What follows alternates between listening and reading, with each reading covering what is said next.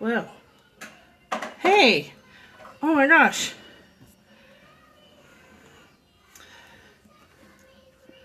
Let's see. Hey, how's it going? I think I lost my place. Hey, Tanya. Super noisy here today. Super noisy. And terrible lighting, too, on the looks of things. So, hey, Nina. Hey, guys. Hey, Cynthia. I've been chasing the twins up and down the hallway. Yeah, it's super sunny. It's actually going to be really hot today. Hi. So the twins have gotten used to me scoping from the desk over there. So as soon as I sat down, I had oh yeah, super fun. Hi. I had their total attention.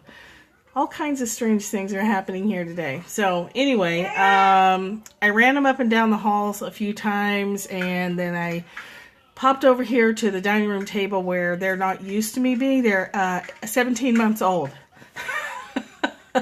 So they're everywhere. So they're fully loaded with fresh Sesame Street and kitchen spoons and dog food bowls, all their favorites. So I thought I would jump on here real quick and see if we can get this done today. Yeah, they figured it out real quick. They're like, oh, Gigi sits there and we get to play with stuff.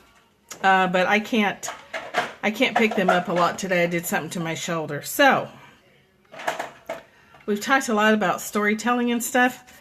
For anybody who doesn't know, my name is Michelle Wolf. Here's my website, caddyshackdesigns.com. Across the top is all the things I do. Thursdays and sometimes Saturdays are super chaotic because there's the baby influence and the fact that I'm usually on 3 or 4 hours of sleep. So let's chat. Today's lesson, for those of you following along in this book, whoops, Course in Miracles. Thank you. We're double blessed around here. That's what makes life so interesting. Do you hear that obnoxious toy? I actually hid that. I totally hid that before I got on here because I was like, oh no, not the obnoxious toy.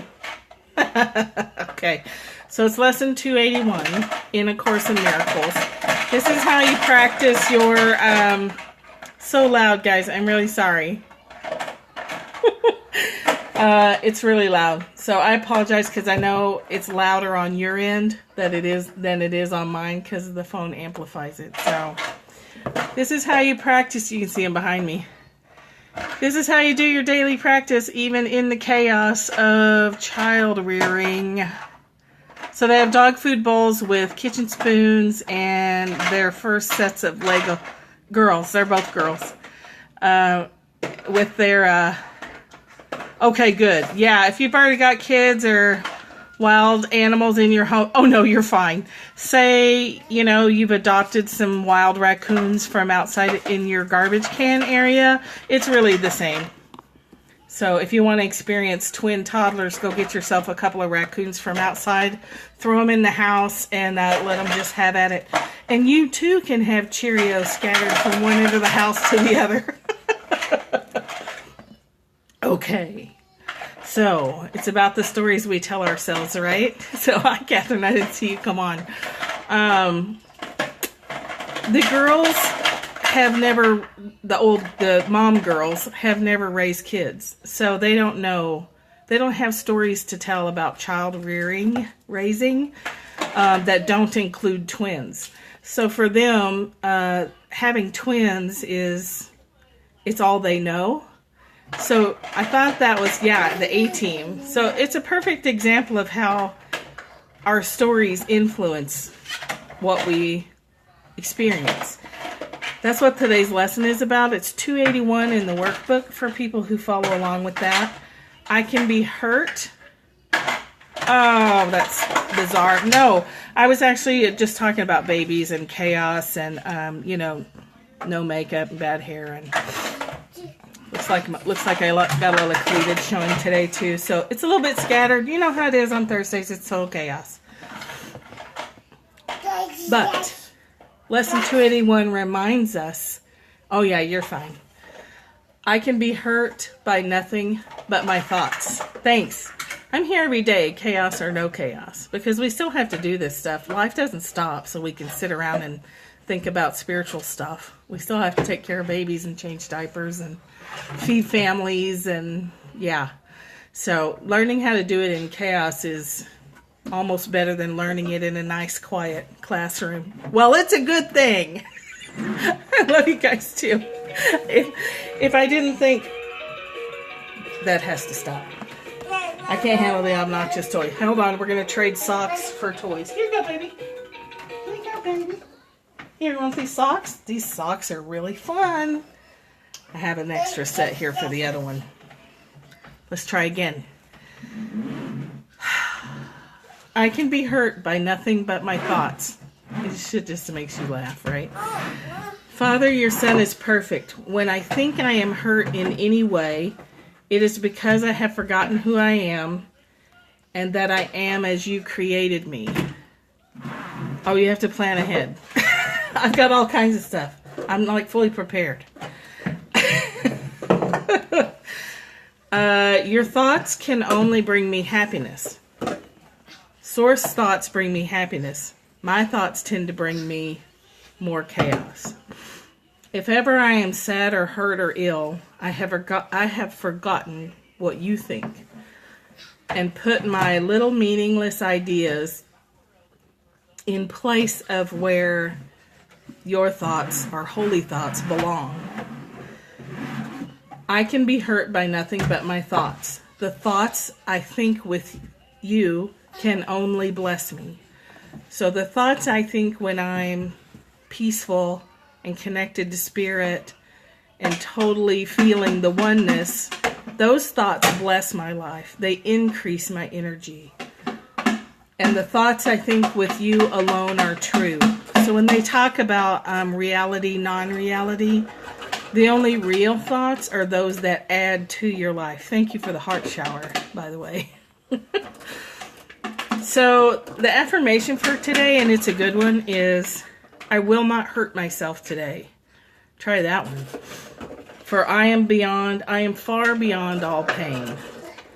My Father placed me safe in heaven, heaven of your mind, watching over me, and I would not attack the son he loves, for what he loves is also mine to love.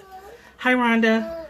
So when we attack ourselves with our thoughts about how horrible everything is, or griping and moaning thoughts and feeling sorry for ourselves or being angry at someone else, those are attack thoughts and they only hurt us. Good morning, Rhonda. They hurt us. They don't really hurt the people we're thinking about too much, except energetically, then they start responding to you weird if you're sending them a hate vibe all the time. So the practice is moment by moment to stop attacking yourself, to stop attacking your life and the people in your life with your story. So it always comes back to the story that we tell ourselves. So I think Michelle and Rhonda, the only things you really miss are that before I started reading from the book, I was talking about how Morgan and Sarah don't have stories about raising children that don't involve having two at the same time. So for me, only having had one and one total, then having more than one is a different story for me. And then having two babies at once is I can fall into going, oh my God, this is so incredibly difficult. But they don't know any different. It's hard for them, but it's the only story they have. So it's not, they aren't comparing and contrasting all the time. And that's how we go through life. We've developed our stories. Yeah, so they don't know. Kelly's not on here, but sometimes you'll see a handle down there, Twin Wrangler. She has 6-year-old. Same thing, girls, non-identical. She and I used to work together, so I got a lot of help from her on twins, and she said the same thing. They had their twins first, so they didn't know any better. They knew life was hard. The twins were born premature, so were these. They were in the hospital for a little while. before they were able to come home. And for me, it was like terrifying. And the girls, the moms were scared, but they weren't, you know, right. Everyone has their own story, and we don't have to judge it. And then but then we can also recognize that we can change our stories. We can recognize that our experience is not everybody else's experience. Yeah, you have one and you have a story. Yeah, I had one, and I thought it was hard. And then when she was a teenager, I thought it was extra hard. But we're gonna have 2 teenagers at the same time. Yeah, raising kids is hard. Whether it's 1 or 5 or 7, it's hard. It's difficult. They're like little tiny drunks. They're staggering around all the time. They're crashing into stuff. They're babbling and making no sense at all. They're scattering food all over the couch. They periodically vomit in random places. They pee their pants. They're total drunks. And you can't reason with them to save your life. So to try and get across to them the concept of please don't stick your face in the toilet, they don't get it. They're totally wasted. But we can change our stories. I think there's something out there like a list of how toddlers are like drunks or drug addicts. Oh, good. We do what we can, right? Please don't lick the dog, the cat, the bunny, the floor, your sister's face. Please stop licking things. Lick your food. That's all we can lick around here. Stop licking your sister. Shoes. You had 3 in less than 3 years. Oh, you must be a natural mom. So 23, 19, and 13. Wow, a champ for sure. Okay, time for the socks. Hey. Here's socks. Whew, that'll get us about 30 seconds. Right. Stop licking your sister. Stop chewing on your shoes. Please get your head out of the toilet. But all the things we practice don't, like I said earlier, it doesn't stop. You still have to get through life, and you have to constantly coach yourself. And you have to remember that your story about poverty, thank God they still nap. I've got about 30 minutes to kill. Oh yeah, the toilet brush is not your hairbrush. Okay, you win. That's the best one. Excuse me.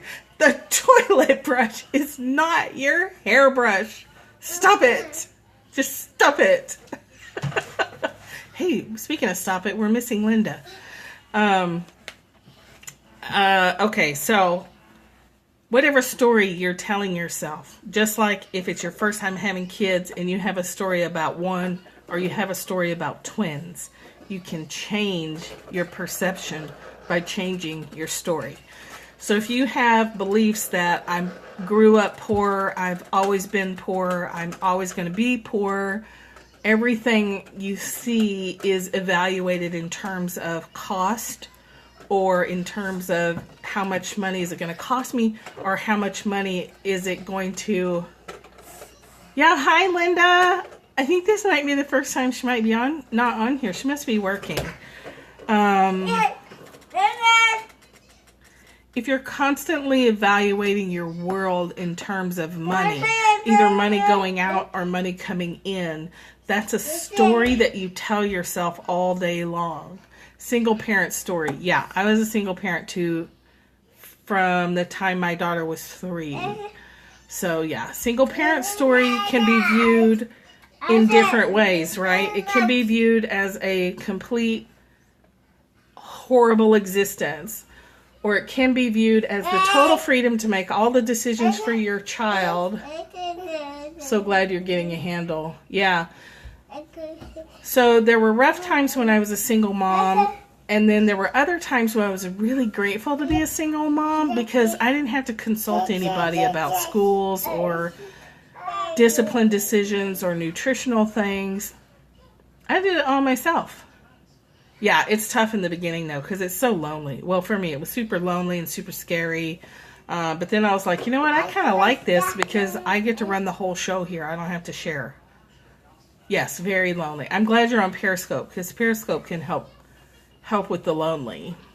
There's got to be some single mom scopers out there too. And if there aren't, you could start a single mom scoper group. Have you found other single moms to connect to? You can start your own. You could be the single mom scoper. That could be your hashtag. Hashtag single moms. And you could run around. You don't look. There's lots of others out there. Yeah. You could take us all around your day and we could make you feel better. It's tough being single and it's tough being married. Yeah. It's all relative, right? So I think Rhonda said earlier, we all have our story because it's all relative. It's hard being single. It's hard being married. How we get through life has to do with our story. It's hard dealing with money. It's hard dealing with not enough money. Everything is hard when we look at it that way. So when we're lonely, we can spend time letting that spur us on to connecting with our sense of source, which is the only thing that can fill the loneliness long term anyway. And that took me about 20 years to figure out. So hopefully it won't take you that long. I spent a lot of time in crushing loneliness. Yes, source is amazing. And every time, I had to train myself every time I started reaching for another person that I would reach for spiritual text instead. Or some sort of spiritual growth. That's how come I know so much. It's just I spent so much time reading. Yes, your scope yesterday was gorgeous. That park is beautiful.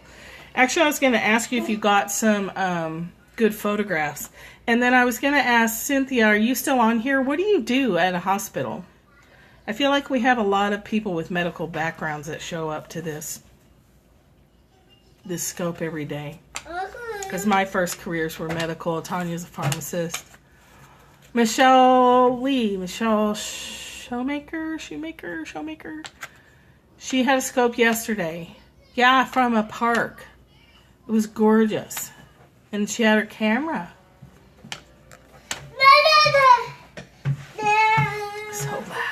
So loud, you guys. You'll show a few when you edit. Oh, good. Pediatric psychologist who also works in child protection. Oh my God, Cynthia. Oh my God. Did you see what that woman does all day? I spent a total of 10.5 years in child protection as on the caseworker side. So I counted on you, pediatric psychologists and doctors, and wow, bless your heart. That's a hard one. So yeah, child protection is hard. Now I've heard that it's better in Canada, but I don't have anything to compare it to. So I know in the States it nearly killed me twice. You're trying, yeah. Time to move out and be a consultant or start writing books or something to get you out of the day-to-day hospital grindy stuff. Yes, so storytelling, remember that for today, okay? The instruction for today, I will not hurt myself today. Just, do you hear that? I thought I got them all. We don't need La Cucaracha in the background. Yes, me too. Hold on. I will love myself today. Just try to make it through an hour. Hang on just 1 second. We're going to turn the volume off on this thing. Hey, baby. Hey, baby. Oh, what happened? Here's a dog food bowl. Here, those are fun. Yes. Did you hear? I gave her a dog food bowl. She was like, yes. No kidding, right? You need to do a sweep at night and take all the batteries out of everything. Fortunately, they now make those obnoxious toys with off switches, and they haven't figured out yet how to turn them on. Woo! Yeah, she's all, what? Can you see her back there?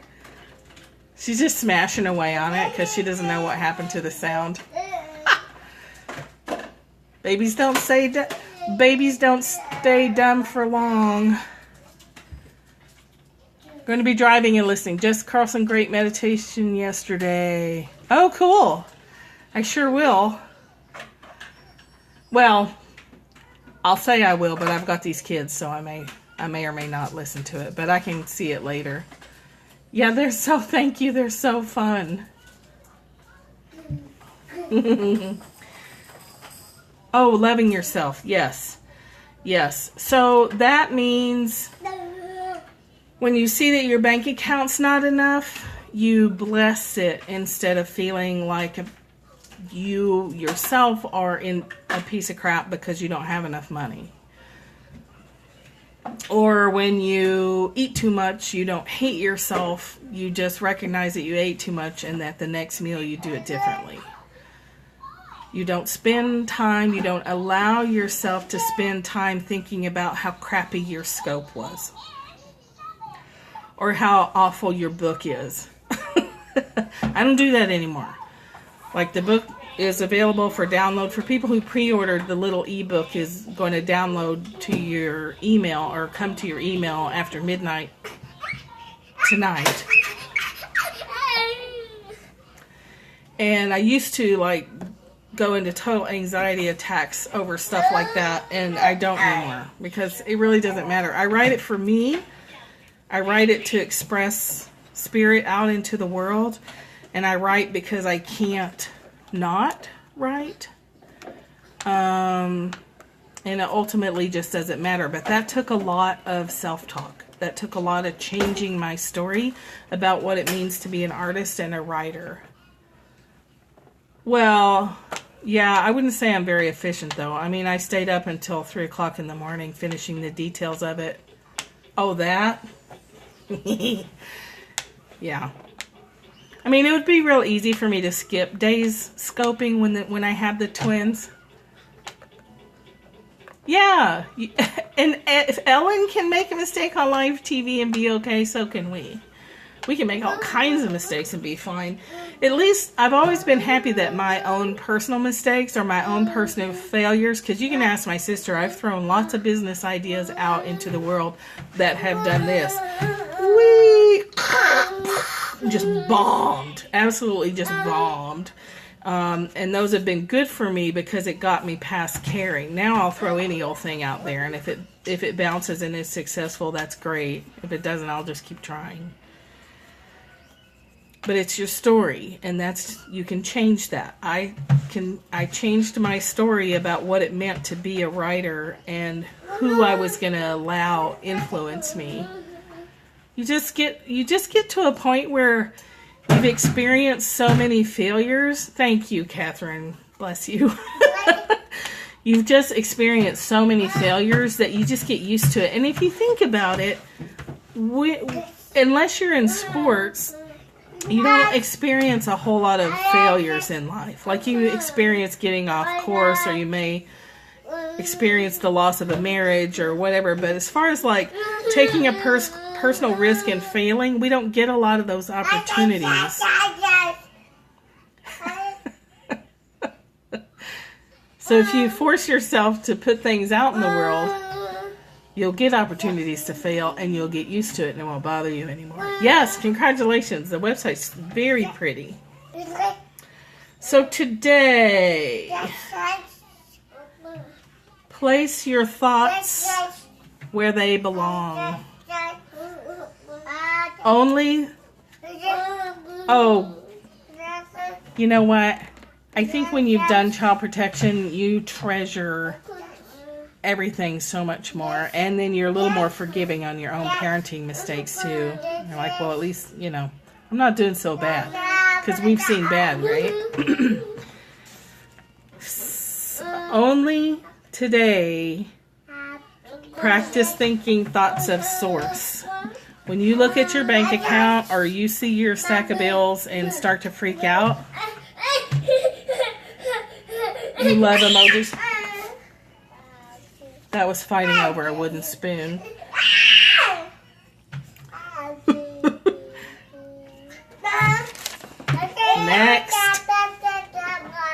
it's a DVD case. That's so exciting. DVD cases are awesome. And oh, here's a pack of tissues. Here you go. Save the good stuff for rough moments. Anyway, we're wrapping up anyhow. If you see your stack of bills and you feel horrible about it, it's not going to change. If you see your stack of bills and acknowledge that source, God, whatever, is bigger than your stack of bills, and you know that you're going to chip away at it as best you can, you change your story.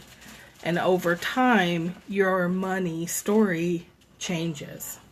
When you see a bill and you just sink energetically, it's not changing your story. When you see a bill and you're like, ugh, I don't really have the money to pay this right now, but I'm going to do the best I can, and I'm going to spend a lot of time strengthening my connection to source, because everything else comes from that.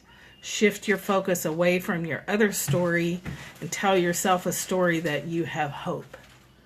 That you can, it is within your power to strengthen your connection to source. They make that your primary focus for today. Make reaching for thoughts that make you feel happy your primary focus for the next 5 minutes, if that's all you can do. And every 5 minutes, if you keep bringing your attention back over time, you develop a habit of seeing the world in a completely different way, because you're telling an internally different story. It takes time. That's why we do this every day, right? Because it takes practice. And we are saying the same thing ultimately, but it takes practice, and we have to hear it again and again. So own it, that you have the power to be hurt by your thoughts, or you have the power to flip them around and be healed by them. When you recognize you're 100% in the driver's seat, you have all the power. You get to make all the decisions for yourself. Nobody else can do it for you. No one else can ever hurt you again, not more than momentarily. You'll take your sting, but then you'll get right back on track. And we have each other for support, because learning happens best peer to peer. We're peers. We're all equals. And learning happens best when we share each other's experiences. Like sometimes when kids get loud, I can get anxious. But practicing, the tissue pack is a big hit. They're having a blast over there. Noisy kids can make me feel anxious sometimes, but you guys all being experienced moms too remind me that it's fine. They are, because they're, what they're doing is I gave them a pack of tissues. So here, let me move and you might be able to see it. They are busily shredding tissues into chunks. Let's see, where are you? Yep, see that? Tissue shredding. Oh, hey. Uh-oh. Thoughts card. I will check. I missed some comments. So we're going to have our tissue shredding party. And then we're going to have bottles and nap time. And do you want to say bye-bye? Can you see her waving? Bye-bye. Say bye-bye. Thanks for coming. Can you say bye-bye? She thinks I'm being silly. She's on the treadmill, and she's been going back and forth, up and down the treadmill. Oh, now she's got another tissue. Now she's washing the treadmill. So, thanks for coming. Whoops. Okay. I'm going to sign off. We got some this was not bad at all. Just got to line up plenty of stuff for them to tear up. All right. Have a good day today. My mom will be here tomorrow. She may not be here by the time I scope, but she'll definitely be here for Saturday and Sunday. You're welcome. Take care, and we'll talk to you tomorrow. You're welcome. Much love to everybody.